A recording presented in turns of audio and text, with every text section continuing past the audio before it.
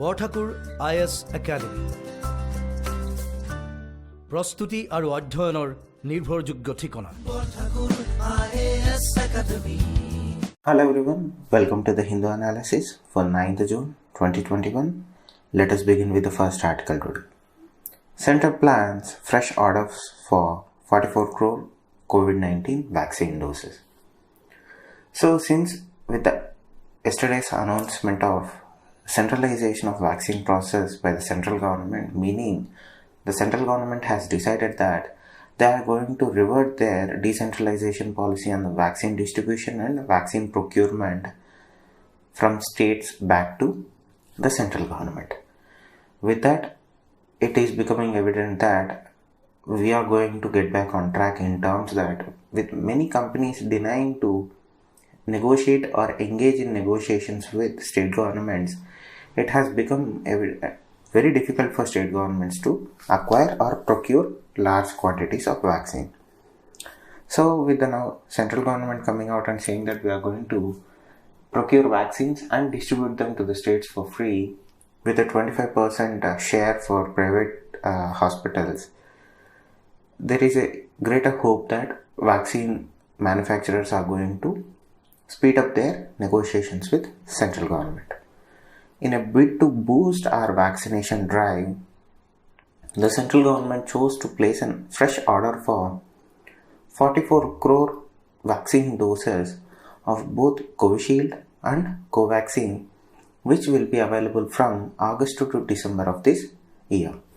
In addition to this, the central government had placed or gave an advance of 1500 crores to a Hyderabad-based firm called Biological E, which was developing a different vaccine called Corbevax. Altogether put, the central government has eventually secured close to 74 crore doses from August onwards. So this is a right step towards universal vaccination of our population. So India has a target of vaccinating 94 crore adult population who are eligible for vaccinations, and out of that 28.5 crores have already been given at least one dose or in certain cases both the doses.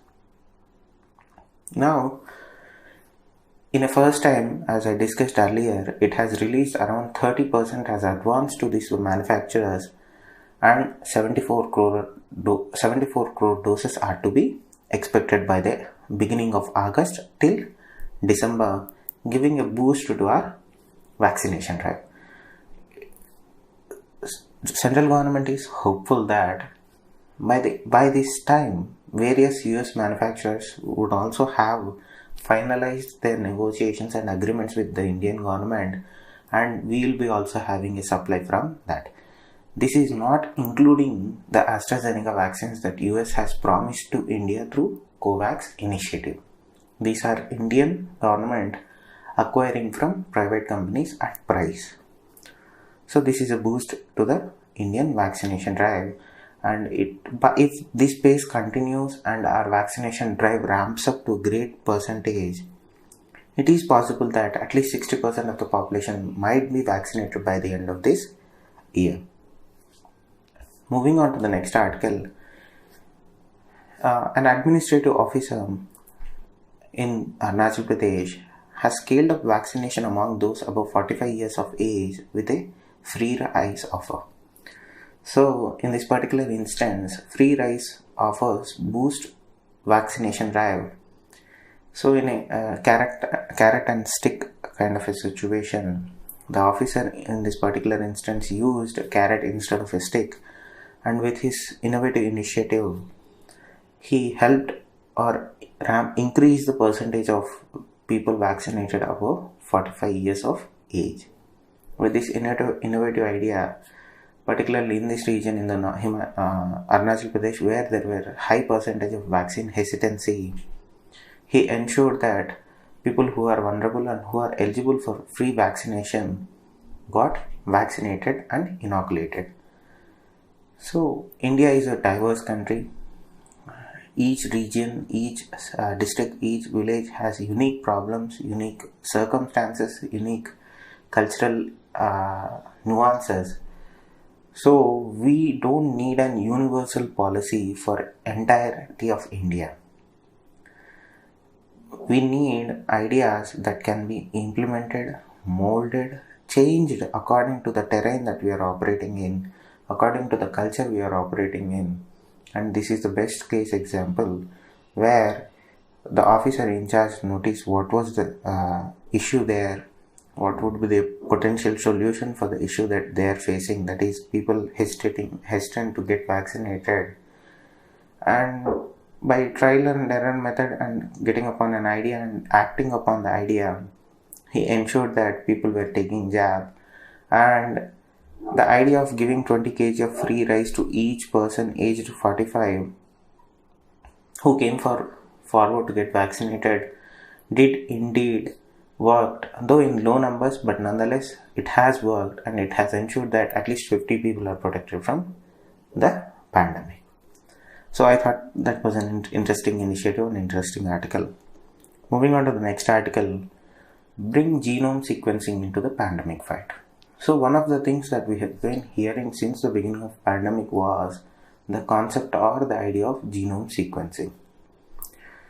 The author, who is a scientist, says that one of the tools that would help India in beating the COVID-19 pandemic would be genome sequencing, and India has been very slow in adopting and has been, even though it has adopted slowly, it has been suboptimally used, meaning it didn't use it to its full potential. So an effective COVID-19 pandemic response requires, and it is interlinked with, keeping track of emerging variants. Early on in the first wave and the second wave, many governments are struggling with not the first variant of virus that was detected in Wuhan, China. These countries are fighting variants that mutated and emerged from different parts of the world. So you are well aware that World Health Organization decided to name the variants as Alpha, Delta, Beta, Gamma, Kappa, and so on. And the variant that has grabbed most headlines was the Delta variant, which had its origin in India. So, as the author suggests, an effective COVID-19 pandemic response requires keeping track of emerging variants. Till now, India was able to track 10 variants which are of variants of interest and variants of concern. Then when you track them, you have to conduct further studies about their transmissibility or virulence, their immune escape, and potential to cause severe diseases. So the job doesn't stop at tracking of emerging variants. You have to take forward a step further and conduct more studies on the variant that you found, so that you study multiple factors that are associated with it. Now, one thing that people tend to forget is countries have been doing two things simultaneously. One, they have been ramping up vaccination of its population or their population. Second, on the sub-level of fight against the pandemic, these countries have also scaled up genome sequencing to greater levels and were effectively able to track the emerging variants and use that evidence that they found when they were tracking it for timely policy actions. Can that be said same to India or attributed to India? Sadly, the answer is no. Though we were quick to set up an institution or an organization or a consortia called the Indian SARS-CoV-2 Genome Consortia to study the variants that were mutating in India, it wasn't utilized properly.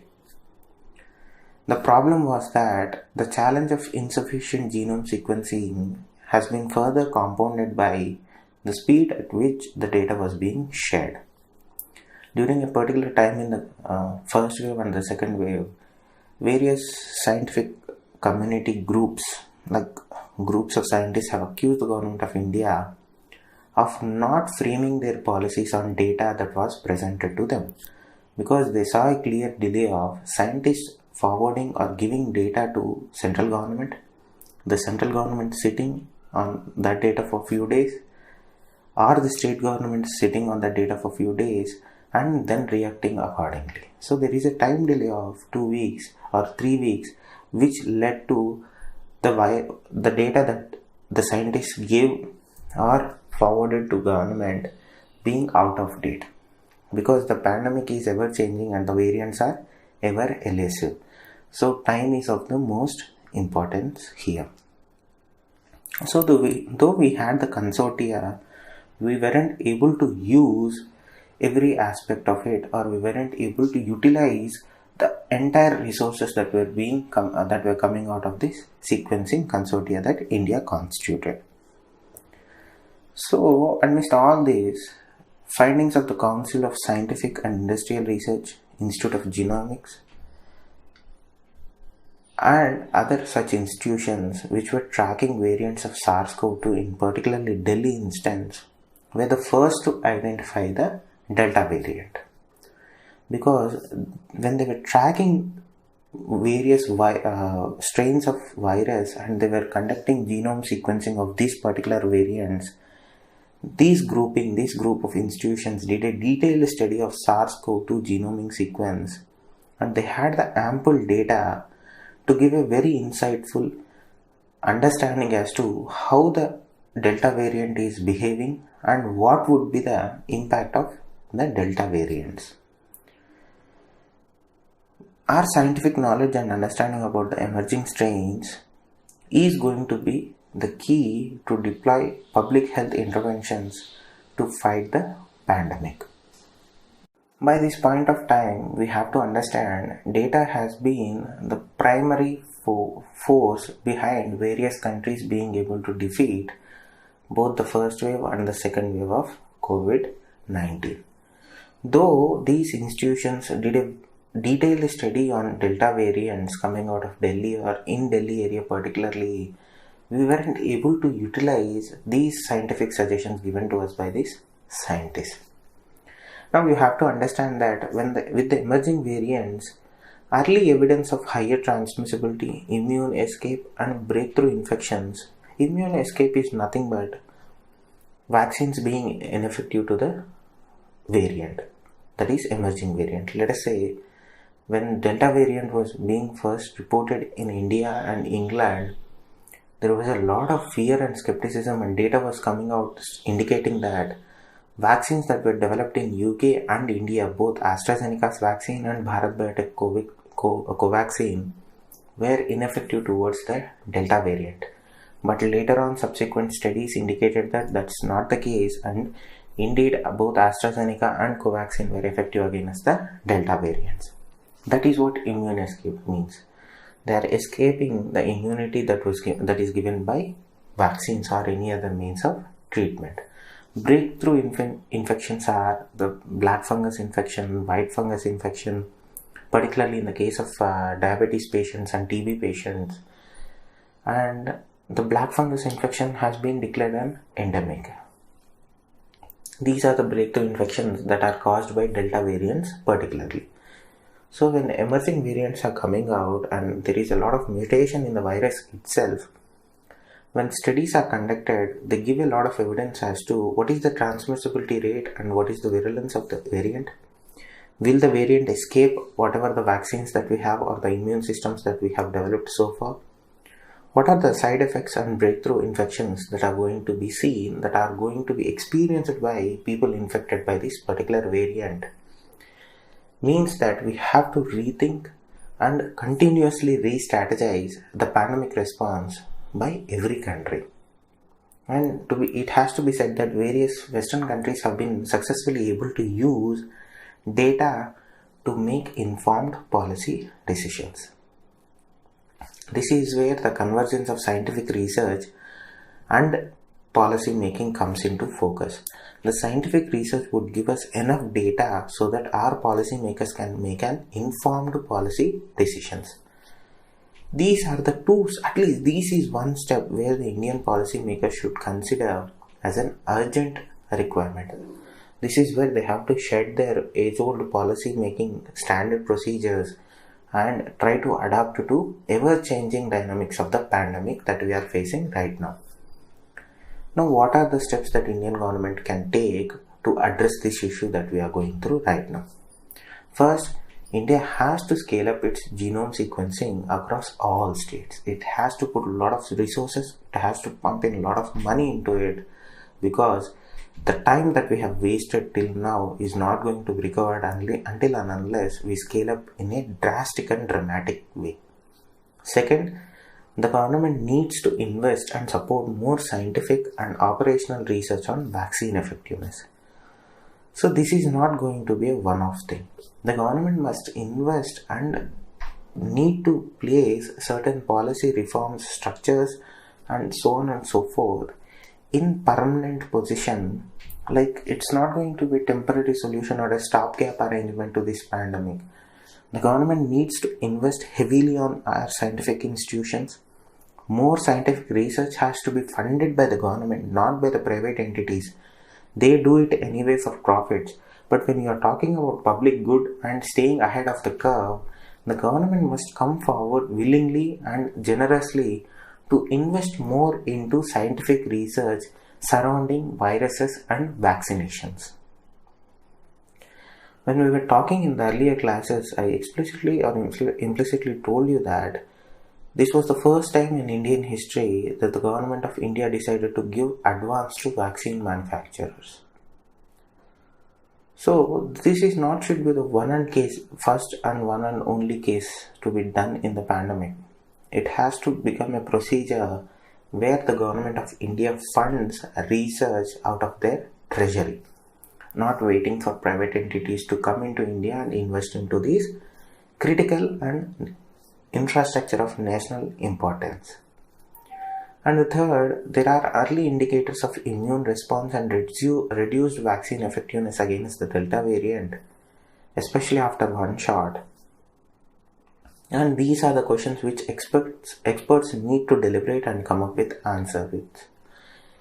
That can happen when the government is willing to engage both the scientific community and the policy making community so that they work in convergence and come out with policy addressing specific issues in specific regions.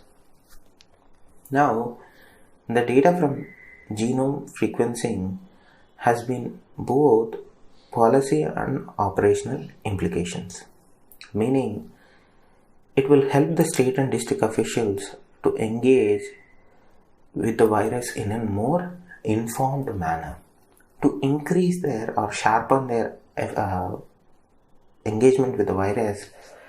They have to hire or engage epidemiologists in coming up with practical and operational strategies that can increase their success rate in the field level operations. So that is how the genomic sequencing of virus has been helping other countries fight, and this is where India has been a step behind compared to other countries. Moving on to the next article, this time for Mali. So yesterday we know that the president of the 76th session of United Nations General Assembly was concluded, and the winner was of Maldives Foreign Minister Abdullah Shahid. Now, this election was particularly interesting because of two things. One, because of the candidates. Both the candidates in the foray were from Maldives, one, and Afghanistan Foreign Minister was the other one. India has long and complicated relationship with both the countries. We have high percentage of interest in both the countries. So this became a point of a little bit controversy for India in terms whom India is going to support, the Maldivian candidate or the Afghan candidate. So yesterday India had supported the Maldivian candidate, that is Maldives Foreign Minister Abdullah Shahid, as the president of 76th session of United Nations General Assembly. The term begins from September of 2021 to 2022. It is a one-year term, and this particular win in terms of from the Maldivian perspective is going to ensure that the islands nation international profile is increased. It's a major boost for them because they're going to get a lot of attention and presence. Now, this election was the first time a Maldivian will hold the post in the UN's history, which is the first time and a good thing at the end. Now, from the perspective of the Maldives, it also sees this win for the 52-member small island developing states which are battling climate change vulnerability and other developmental challenges. If you remember, when this 52 grouping were shouting from rooftops about climate change and how climate change is affecting their islands, small islands, meaning these are the islands, these particular 52 members of the small island developing state are the first states to have, or the first countries to have any impact, noticeable impact, and in some cases devastating impact on their islands because of climate change. When these countries were expressing their views, expressing their concerns, India was the only country that was willing to these countries and was successfully able to represent their voice in international forums during that period when these people were expressing their concerns regarding climate change and their own safety and security. When India amplified their voice in United Nations and other international forums, they were very grateful for it. And our climate policy has also shifted towards helping these nations by way of funds. Now, coming back to the Maldives itself, it's a secret ballot election, the election for the President of United Nations General Assembly. But for the first time, India chose to announce whom we are going to support before the election. This was done so because of two things. One, because of the Afghan candidate being announced for the same post. So we needed a way to assure Afghanistan that we are not choosing Maldives over Afghanistan. We tried to send out a statement stating that we supported Maldives and not Afghanistan because the candidate announced by Maldives was done in November of 2020 and Afghanistan did not do it so till January of 2021. So we were trying to assuage both of our partners that we are not going to abandon the Maldivian candidate just because Afghanistan announced, and we assured Afghans that we did not choose Maldivian to snub you or anything like that. We just did it so because his candidature was announced far and much earlier than your candidate, and we had already given our word that we are going to support him irrespective of what. Now it is again on the shoulders of the Indian government to ensure that the Afghan government carries no hard feeling, because in certain circles of Afghanistan or Kabul, the power center of Afghanistan, they wish that India might have supported Afghanistan because they have sacrificed their turn at UNSC for India's current term in UNSC, which is a valid point. But again, that is where the balance of diplomatic relations and balance of trust comes into play, which again is in the hands of how the government of India is willing to play this up. Now coming back to the Maldivian aspect of it, close cooperation with Mr. Shahid is expected because he is currently in discussion to appoint an Indian diplomat for his chief aide position. Now our relationship with presidents of United Nations General Assembly has been of recent very rocky, because the previous president was from Turkey. He made certain statements or certain remarks from his position of power in UN General Assembly, stating that Pakistan has the duty and was duty bound to raise the issue of Jammu and Kashmir more strongly at United Nations. And it has been a very rough year for India in that perspective. With a friend and a close ally of India in that position, in the tenure for 1 year, India can expect to see a far smoother term in terms of UN General Assembly. At the end of the day, India is in UNSC position, and with Maldivian President at the General Assembly, India has to work in tandem with both the organizations and bodies of the United Nations to pursue its goals of multilateral reform. India has been very vocal for reform of United Nations organization itself and various organs associated with it. Now it is high time for India to leverage its position and relationship to pursue its goal of re-energizing the process of effective change in old power structures of the global body. Moving on to the next article, new norms for digital content. Now, yesterday, the Educational Minister has laid down new guidelines for producing digital education resource for children with disabilities. After a year which drove most of education to shift from offline classes to online classes, it has been very apparent that there are far less or almost no resources for children with special needs. Moving on to the next article, an area where the current government got a lot of criticism from both civil society and opposition parties was in regards to conducting of parliament sessions. Since the beginning of coronavirus, the government has been accused of not showing interest in parliamentarian process and was accused by majority of the opposition parties that the government is using COVID-19 pandemic to escape accountability. So in that line of thought, the monsoon session of parliament is likely to begin in July according to the Parliamentary Affairs Minister.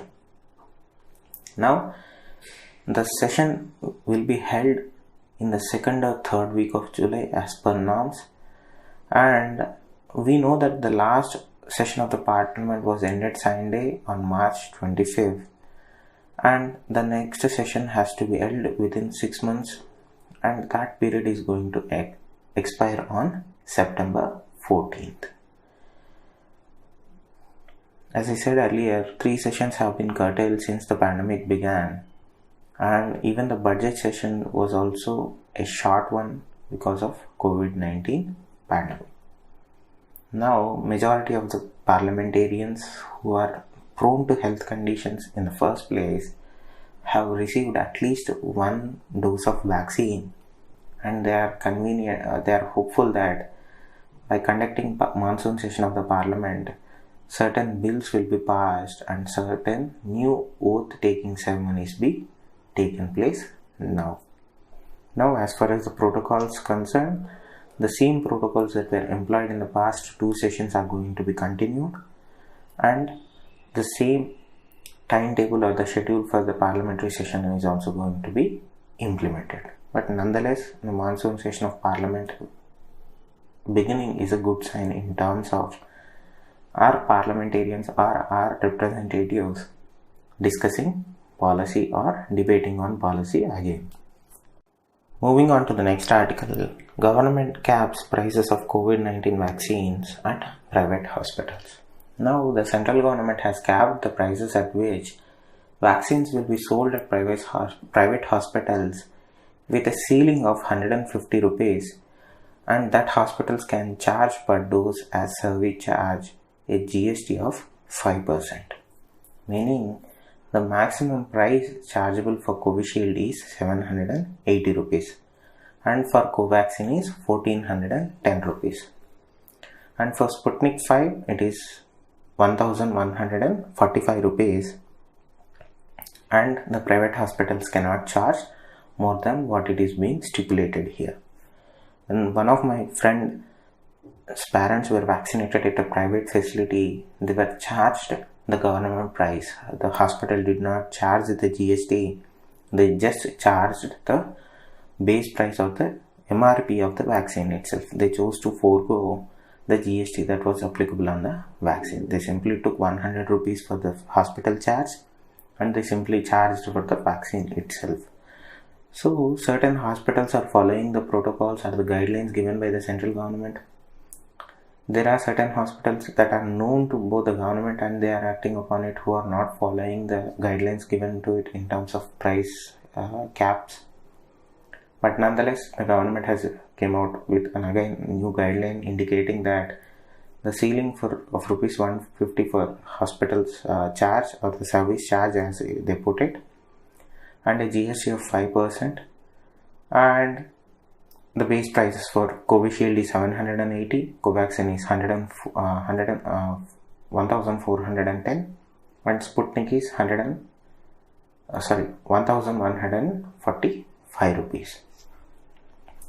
Now, as far as how many hospitals are carrying out private vaccination drives across country, nearly 9,000 private hospitals across the country are involved in the vaccination program, and with the ramping of access to vaccines in the next coming few months, the number is going to be far higher, and the government expects anywhere between 25,000 to 30,000 private hospitals across the country to be involved in inoculation drives. Moving on to the next article, China offers Asian nations support on vaccines. China is using vaccine diplomacy as a way to make inroads into nations that it has relationships deteriorated because of its actions. Now China seeks to get deeper or get engaged economically in countries that it is engaged in maritime disputes. Again, it can be seen as a pushback against the renewed outreach of US in the region under the Biden administration. As we are aware that there is a 10 foreign ministries meeting going on right now, and in that meeting the Chinese foreign minister has reiterated the China's engagement or China's promise of supplying vaccines, particularly the Chinese vaccines, to Asian countries. Again, as I said, they are trying to offset any disputes that they have with these nations on the maritime aspect of it, meaning they are challenging the territorial domain of these respective countries by way of pushing their vaccines into the country, because there is a lot of scarcity of vaccines in this particular Asian grouping. Now, China has said that they would do their best to provide vaccines to Asian countries to strengthen cooperation in vaccine R&D, production, procurement, and vaccination, along with supervision with other countries. Again, as I said, they are using vaccine diplomacy as a way to increase their foothold and rebuild trust in these particular countries which were damaged by, or the relationships which were damaged by the Chinese actions in territorial waters. Moving on to the next article, BRICS opposes exceptionalism, China. Now, Beijing frames BRICS minister statement as opposing the West, emphasizing on multilateralism. So, talking about multilateralism coming from China is a little bit interesting. Multilateralism talks about various countries coming together working on a common goal. But the Chinese interpretation of multilateralism seems to involve the concept of Chinese supremacy or Chinese goal. Meaning, when other countries talk about multilateralism, they talk about a common goal. But when China talks about multilateralism, it always ends up with the Chinese perspective at the center of the conversation. It seems like China has been using the cover of multilateralism to take forward its own self-interest.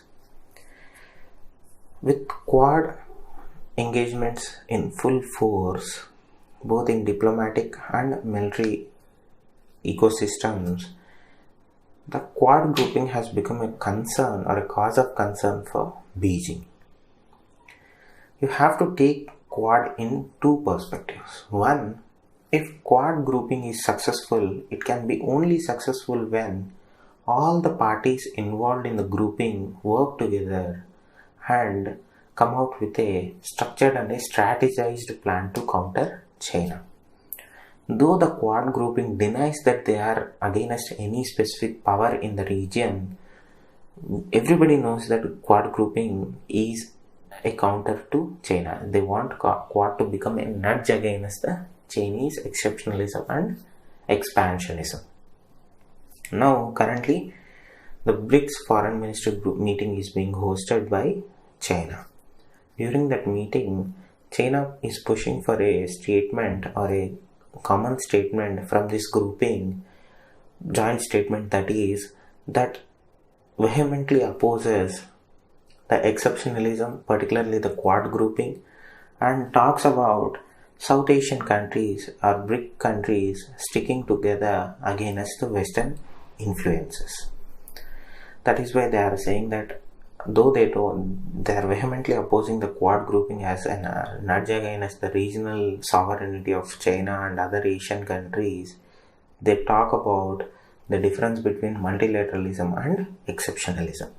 As I said earlier, when any other country talks about multilateralism, it can be understandable. But when China talks about multilateralism for China is exceptionalism that takes forward Chinese interest. As far as the joint statement is concerned, it can be inclusive at times, but there are so many differences in the BRICS itself in terms of what China intends to achieve and what other nations in this grouping intends to achieve. So, China is using this platform effectively because India is part of it. So, they want this platform to reiterate their stand that India should come out of Quad grouping because it is not in the best interest of India.